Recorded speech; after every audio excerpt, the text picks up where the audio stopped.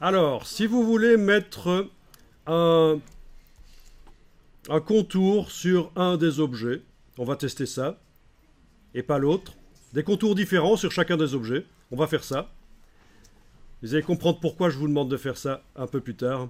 Alors, vous prenez la flèche blanche. Alors, vous avez les petites rondelles ici qu'on peut faire disparaître par le menu affichage, widget masquer l'angle, menu affichage, widget masquer l'angle. Toutes les petites rondelles n'apparaissent plus. Ce sont des modifications dynamiques des courbes et des angles, mais ça ne nous intéresse pas ici, ça nous embête plus qu'autre chose dans un premier temps. Donc affichage, vous demandez widget afficher l'angle, comme ça les rondelles disparaissent. Bien, donc on est avec la flèche blanche, vous cliquez à côté de tout, rien n'est sélectionné. Vous allez enfoncer la touche Alt et cliquer sur le bord d'un des objets. Et bien c'est comme ça qu'on arrive à sélectionner une partie d'un groupe. Si on regarde à l'intérieur du groupe dans la palette des calques, on devrait voir que, en effet, une partie du groupe est sélectionnée. Si vous avez un objet qui est composé de plusieurs formes, il va falloir faire Alt-clic et majuscule pour activer les autres. Bon, mais dans mon cas, mon chat n'est composé que d'une seule forme. Donc voilà, sachez que pour ajouter les autres formes, vous pouvez faire Alt flèche blanche et cliquer sur le bord avec la touche majuscule pour les suivants. Ou également ici, ça marche aussi quand on veut sélectionner par la palette des calques, la touche majuscule permet de sélectionner plusieurs choses en cliquant sur les rondelles. Et alors on allait mettre un contour là-dessus. Donc casse contour en avant-plan, c'est important. Lui donner une couleur au contour. Alors techniquement, ça peut être des dégradés. Bon, je peux aller chercher des dégradés éventuellement pour mettre sur le contour. Donc dans la bibliothèque ici en bas à gauche, dégradés. Vous avez plein de dégradés. Fruits et légumes par exemple, voilà. La même chose, je peux agrandir par grande vignette si je veux dans le menu. Donc c'est dans la bibliothèque, en bas à gauche de la palette nuancier, que je suis allé chercher les dégradés fruits et légumes. Oui, ça s'est collé avec l'autre palette d'avant, nature d'animaux. Bon, mais ça marche. Hein. Et voilà, vous pouvez mettre un dégradé sur le contour, sauf que le contour n'est pas assez épais pour qu'on voit bien le dégradé. Donc je vais aller dans la palette contour, menu fenêtre, contour, et je vais agrandir le contour ici. Voilà. Si vous voulez qu'il aille à l'intérieur, ben voilà, vous le mettez à l'intérieur. L'essentiel est qu'il ne déforme pas la silhouette de la bestiole. Donc soit on le met à l'intérieur, soit à l'extérieur, mais le mettre à cheval, c'est peut-être pas ce qu'il y a de plus génial. À vous de voir. Chaque cas est particulier. Ça va? Chaque fois que vous testez un dégradé, bien sûr, il s'ajoute dans la palette nuancier du document. C'est-à-dire que le document va intégrer toutes ces couleurs, ces motifs que j'utilise, et je vais les retrouver la fois suivante que quand je vais ouvrir le document. Pas un autre document, mais celui-là.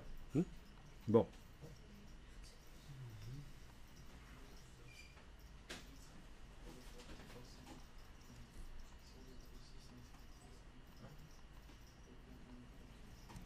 Alors, si vous voulez que ça aille plus vite quand vous modifiez la graisse ici, c'est touche majuscule quand vous jouez avec les flèches.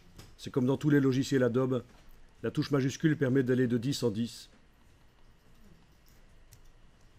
Puis après, sans enfoncer la touche majuscule, vous affinez éventuellement. Ok. Alors, le contour... oui, on parlera des contours multiples, etc., des fonds multiples plus tard. Ça, c'est intéressant. Pouvoir mettre un contour. On peut essayer un autre contour sur l'autre bestiole. Donc, toujours avec la flèche blanche et avec la touche Alt pour que tous les points s'activent. Je clique sur le bord de l'autre bestiole. Si vous avez plusieurs formes pour faire la bestiole, flèche blanche, Alt majuscule, vous cliquez sur les autres formes. Et contour est en avant-plan. Je vais mettre un autre contour ici, voilà, comme ça. Contour dégradé. Dans la palette contour ici, j'augmente l'épaisseur. Voilà. Et je mets à l'intérieur ou à l'extérieur. À vous de voir. Je ne raconte pas tout ici parce que c'est monstrueux tout ce qu'on peut faire avec Illustrator quand on crée des illustrations. Alors l'idéal, c'est de bien connaître le logiciel, mais ça je m'adresse surtout à ceux qui veulent continuer dans cette veine-là. Les autres qui veulent faire de la 3D ou du jeu vidéo, bien entendu, vous n'avez pas besoin de connaître Illustrator au-delà de la manipulation des vecteurs. Savoir manipuler les vecteurs, et on n'a pas encore vraiment fait ça, on a fait de la vectorisation, donc c'est Illustrator qui vous avait créé les vecteurs, mais... donc il faut le savoir, tout le monde ne doit pas, évidemment, connaître Illustrator de la même manière.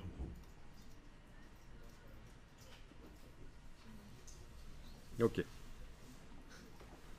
Bon, c'est sympa ça. Et alors on va tester quelque chose maintenant. Après avoir changé le contour sur une des bestioles, je vais changer son motif, son fond. Donc toujours en ayant l'une ou l'autre bestiole sélectionnée avec la flèche blanche plus, en cliquant. Donc c'est ce qu'on appelle l'outil de sélection directe progressive, qui d'ailleurs est caché là derrière, on peut l'avoir directement. Il sert à faire des sélections dans des groupes, sélectionner un objet dans un groupe. Bon. Mais en général, on utilise la flèche blanche avec la touche Alt, et voilà. Eh bien, vous avez sélectionné une des bestioles, vous mettez le fond en avant-plan, faites-le parce que vous allez voir que c'est pas juste du décoratif ici, on est en train de vraiment voir techniquement comment Illustrator fonctionne. Voilà, et je choisis un autre motif, par exemple ça. Donc, avec d'anciennes versions d'Illustrator, il était tout à fait possible que, quand on remettait un nouveau motif sur le groupe, eh bien, il recouvrait tout et les anciens motifs restaient là, mais non visibles. Eh bien, maintenant, ils ont résolu le problème. Quand je applique un motif sur le groupe, ça se met sur les deux objets à l'intérieur. C'est parfait. Donc, les choses évoluent. Ils ont amélioré Illustrator. Ils n'arrêtent pas de l'améliorer. C'est quand même un vieux logiciel.